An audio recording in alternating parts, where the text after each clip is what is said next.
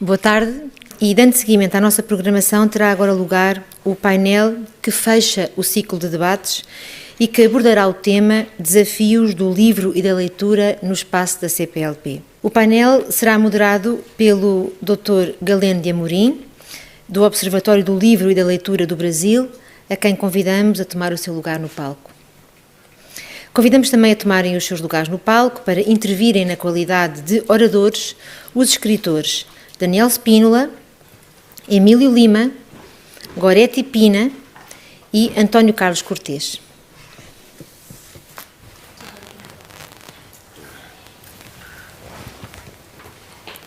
Da situação da literatura, da evolução e da questão da leitura e acesso aos livros no seu país. Eu vou chamar agora o Emílio Lima, escritor de Guiné-Bissau. 7 minutos, Emílio. Galeno, e eu prometo que não vou cumprir 7 minutos. Digo isso porque tenho por tradição esmiuçar as formalidades e é coisa minha, está intrínseca a mim. E não só, também tinha escrito a minha comunicação para 15 minutos, como não sabia o tempo, e fui cortando desde ontem, e fui amarelando tudo isto, mas vou tentar cortar a minha segunda fala para não. Aproveito para agradecer a oportunidade, é uma honra poder partilhar este painel com demais colegas e agradeço à UCLA pela sugestão, na pessoa do Dr. Rui Lourido, a quem tenho grande apreço.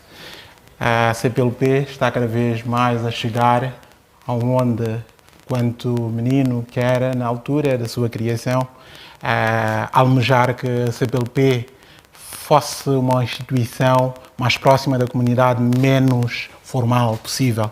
Penso que estão no caminho certo com os trabalhos que têm vindo a fazer. No tema dos desafios de livro e da leitura no espaço da CPLP. Não só sendo escritor, poeta, tenho trabalhado como agente literário durante alguns anos para cá e sou mentor e coordenador da maior antologia guineense e tenho coordenado muitos jovens. Então, tenho feito muitas pesquisas na área e pude perceber que não só em África, como nos países do primeiro mundo, a leitura dos livros físicos tem estado a decrescer. Exemplo que trago, 3 números. Em 1999, nos Estados Unidos, lia-se uma média de 18 a 19 livros por ano. Em 99. E de 2016, esse número decresceu para pouco mais de 15 livros, não sei se...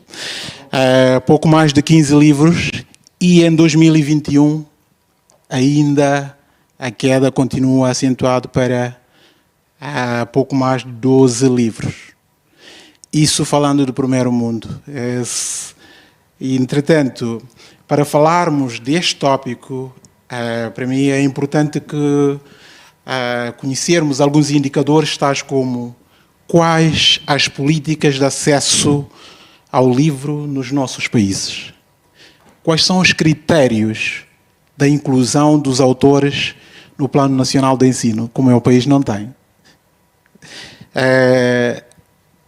A política e estratégia de divulgação dos autores através das escolas. Quais são? E mais, quais as políticas públicas ou das bibliotecas públicas e das redes nos países da CPLP. Ora, eu começaria por afirmar de que a renúncia do Estado em assumir as suas responsabilidades, mais os efeitos da globalização deram lugar ao reinado da iniciativa privada, o que faz desaparecer os investimentos culturais, principalmente nos países subdesenvolvidos. E é importante que todos tenhamos a consciência de que os desafios são imensos e que, tal como fora na Revolução Francesa, é engraçado que hoje também é 5 de maio, que é a data do início da Revolução Francesa, que coincide com a data do Dia mundial da língua portuguesa. Tal como fora na Revolução Francesa, agora mais do que nunca o investimento estatal no setor cultural é necessário para que a biblioteca pública possa continuar a ter uma função social a cumprir, nomeadamente a função de combater a discriminação no acesso ao ensino, a função de desenvolver o espírito crítico e desta forma contribuir para a criação da esfera pública. E, consequentemente, contribuir para a criação de uma sociedade mais justa.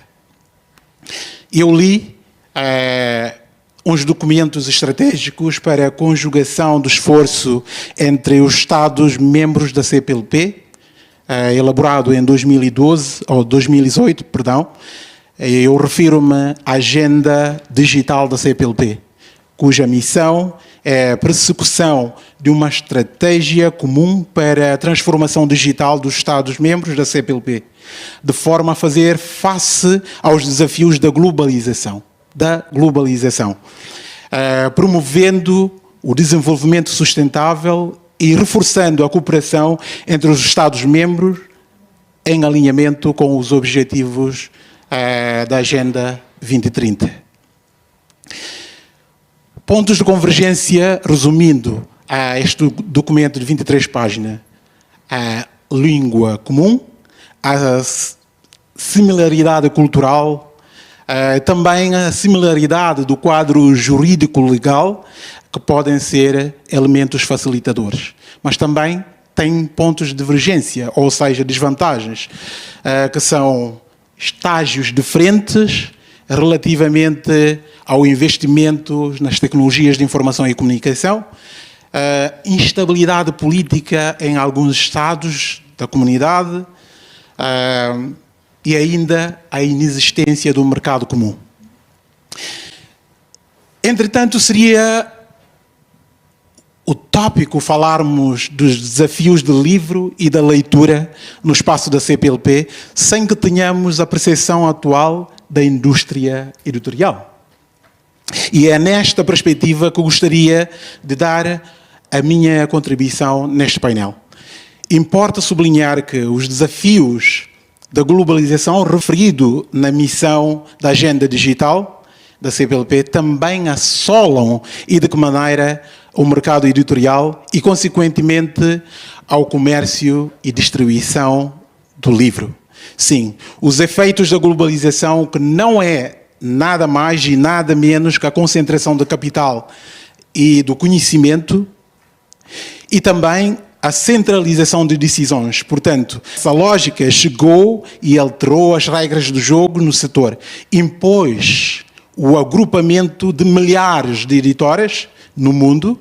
Algumas foram compradas, outras tiveram simplesmente que fechar as portas. E quais os efeitos negativos da globalização para um escritor? Estariam a perguntar. Bem, com esta ou com uma tal concentração editorial, o número de títulos publicados por ano pelas editoras mais prestigiadas vem sendo expressivamente reduzido. E, como é óbvio, quando uma editora reduz o número anual dos títulos, a lógica de rentabilidade leva automaticamente a optar pelo mais seguro, com maior probabilidade de sucesso, ou seja, menor risco comercial. Com este critério de seleção, está-se nas tintas pela qualidade literária, pela inovação e pela contribuição cultural. Isso traria alguma consequência pela comunidade? Eu diria que... E de que forma que esta tendência global nos afeta enquanto países menos desenvolvidos, com baixos níveis educativos e baixo poder de compra? Ora bem, as pequenas e médias editoras têm vindo a desaparecer devido à falta de capital e às dificuldades de distribuição. As livrarias independentes, o canal comercial tradicional estão a enfraquecer. Têm dificuldades em competir com as multinacionais.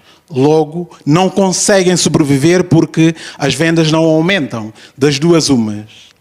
Ou os seus clientes tornaram-se cada vez mais pobres ou passaram a comprar nos outros lugares. Um salto. Resumidamente, estamos perante a lei do mercado.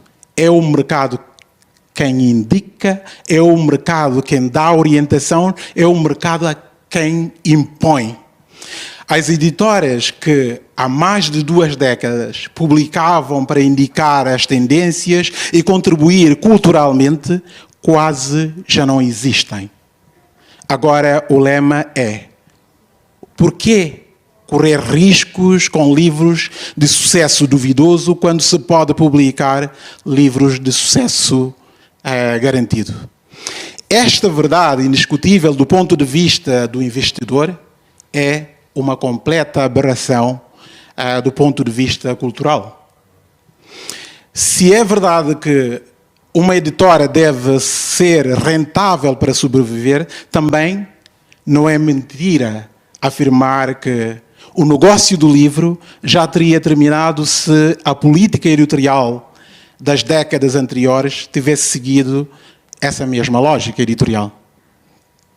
Para concluir, como podemos resumir essa assimetria existente entre os estados da comunidade? Entre outras saídas possíveis, é preciso que os servidores públicos sejam pessoas idóneas, filantrópicas e culturalmente sensíveis. Sensíveis e capazes de adotar medidas semelhantes às impostas pela Revolução Francesa na altura, um projeto credível para o desenvolvimento social, principalmente nos nossos países pobres, pois os pobres, na sua grande maioria, não sabem ler e nem podem acordar um dia e decidir deixar de ser pobres.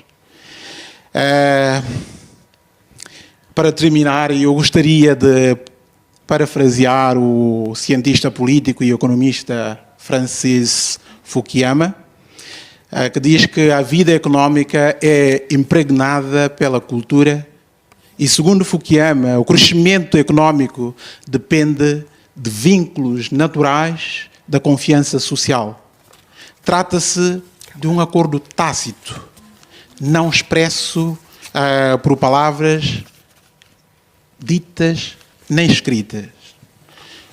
Por outras palavras, quero com isso dizer que apenas as sociedades com um elevado grau de confiança social nas suas instituições estão aptas para criar a coesão social e promover o desenvolvimento humano sustentável que todos almejamos na nossa comunidade. Fico por aqui por agora e estarei aberto para próximas falas. Obrigado, Emílio. Você viu que fui sensível à sua demanda e não lembrei dos 7 minutos, mas me cabe sempre falar que são 7 minutos, tá bem?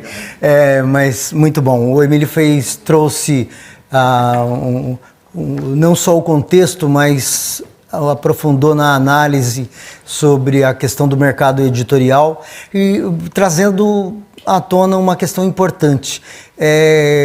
Que os estados precisam assumir para si essa tarefa e não relegar tão somente a mão do mercado editorial que resolva o problema do acesso ao livro e da leitura.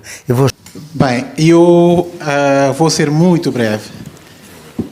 Tentei não extrapolar e falar da Guiné-Bissau porque Guiné-Bissau é um protótipo em tudo que é negativo no espaço da CPLP, quer a instabilidade política, quer a falta de vontade política para fazer as coisas. Não aceito a ideia de pobreza extrema para fazer as coisas porque eu sei, como muitos de vocês podem saber, não há um único governante guineense que esteja no cargo ministerial ou secretário de Estado durante mais de um mandato que não tenha conseguido comprar uma casa em Portugal. um carro de luxo. Comprar casa para um português que vive cá e trabalha é diferente. É trabalhar e ir pagando a casa. Não, os governantes africanos que vêm cá investir chegam cash e pagam tudo a pronto. Daí a filantropia de que falei, da idoneidade de que referi. Exatamente. E o mais agravante disto tudo é com a desculpa pueril dos nossos governantes da pobreza, toleram o uso indiscriminado de fotocópias em todos os níveis de ensino, o que acaba por demolir a indústria editorial, as livrarias, impedindo a profissionalização do escritor e privando-o de colher a migalha que é direitos autorais. Exatamente.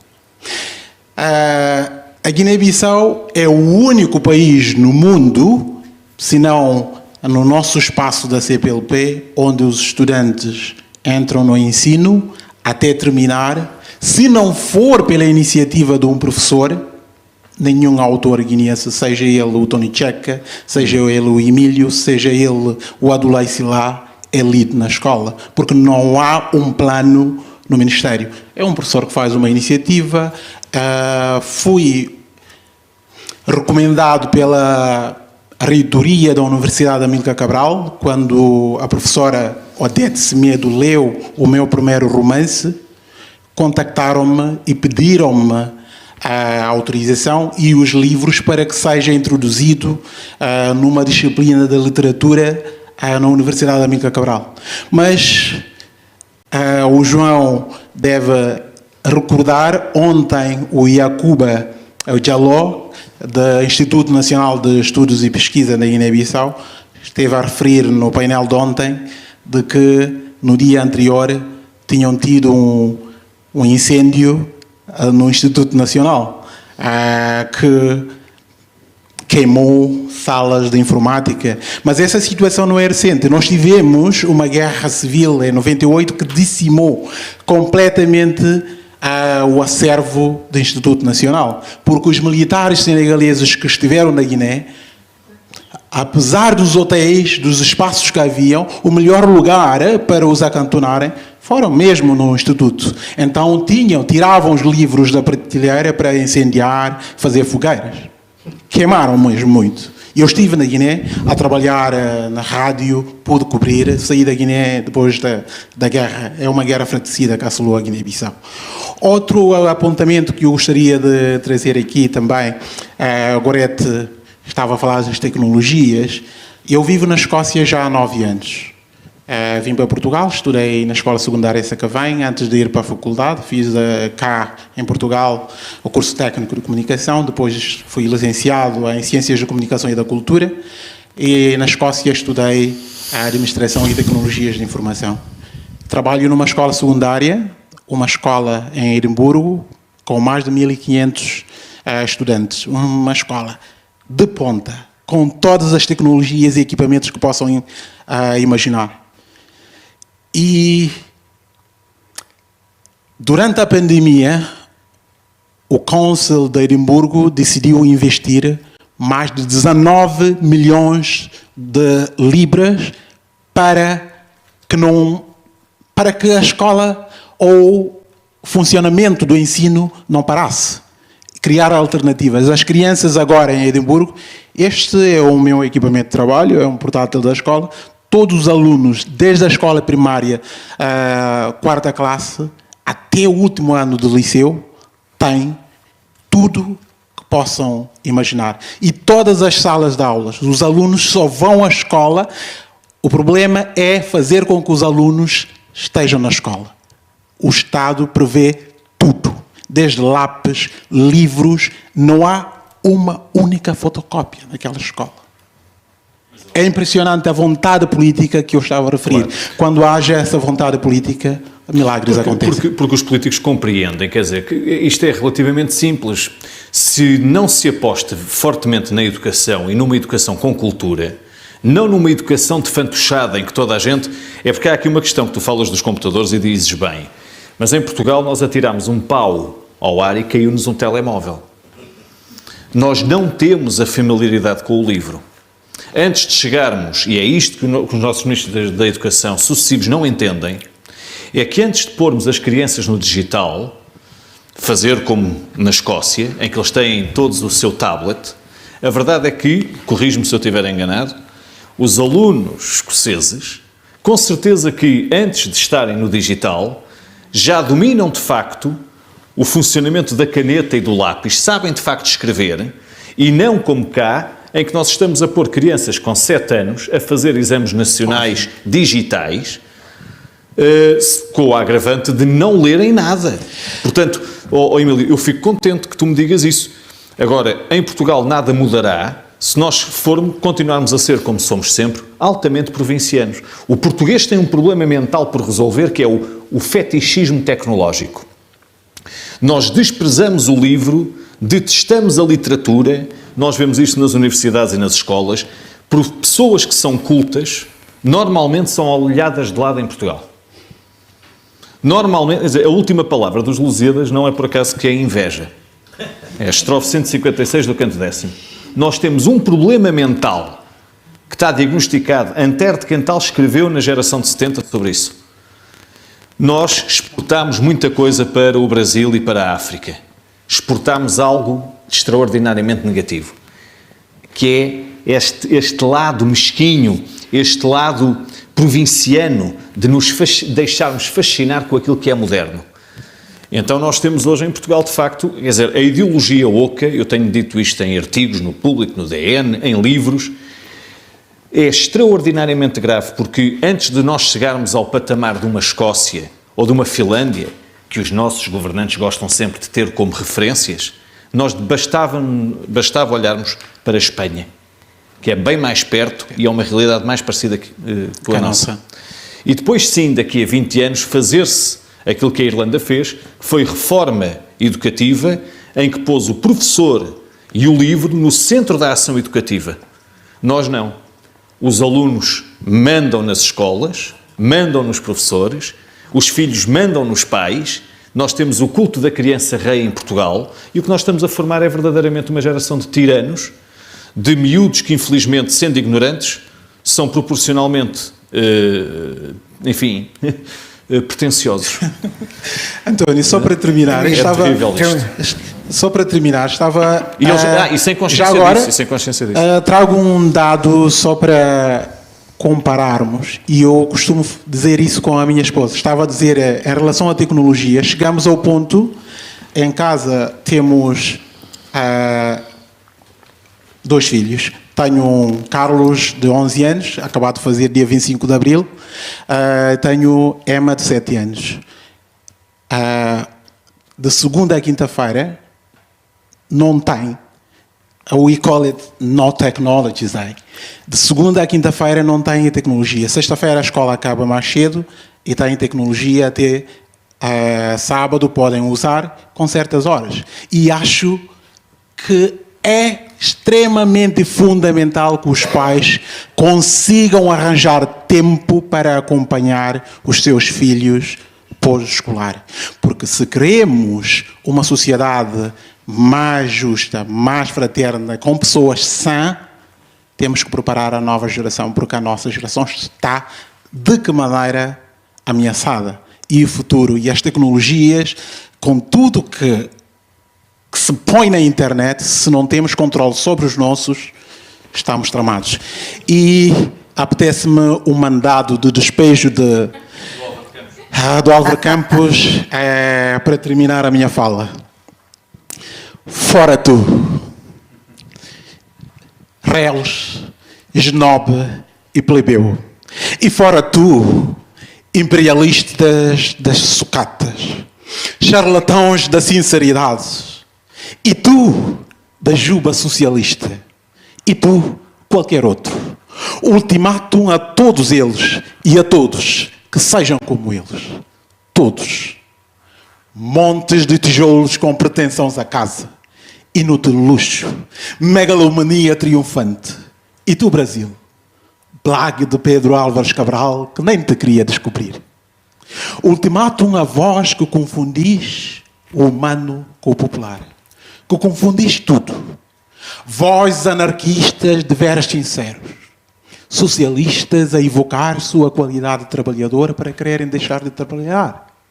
Sim, todos vós que representais o mundo, homens altos, passai por baixo do meu desprezo. Passai aristocratas de tanga de ouro, passai frouxos, passai radicais do pouco. Quem acredita neles? Manda-me isso tudo para casa descascar batatas simbólicas. Fecha-me isso tudo à chave e deita a chave fora. Sufoco de ter somente isso à minha volta. Quero respirar. Abram as janelas. Abram todas as janelas. Abram mais janelas do que todas as janelas cá no mundo. O mundo quer a inteligência nova, a sensibilidade nova. O mundo tem sede de que se crie. O que aí está a apodrecer a vida. Quando muito, é o estrume para o futuro. O que aí está não pode durar porque não é nada. Eu, da raça dos navegadores, afirmo que não pode durar. Eu, da raça dos descobridores, desprezo o que seja menos que descobrir um novo mundo. Proclamo isso bem alto, braços erguidos, fitando o Atlântico e saudando abstratamente o infinito. Muito obrigado. Bom, eu penso que podemos terminar assim, em grande estilo, esse painel, né? Você falou... quero fazer uma coisinha de nada. É que a propósito disso, eu lembro-me sempre, e adorei a leitura do Emílio, mas não sei se conhecem um livro que é A Fábrica de Cretinos Digitais, do Michel Desmourget.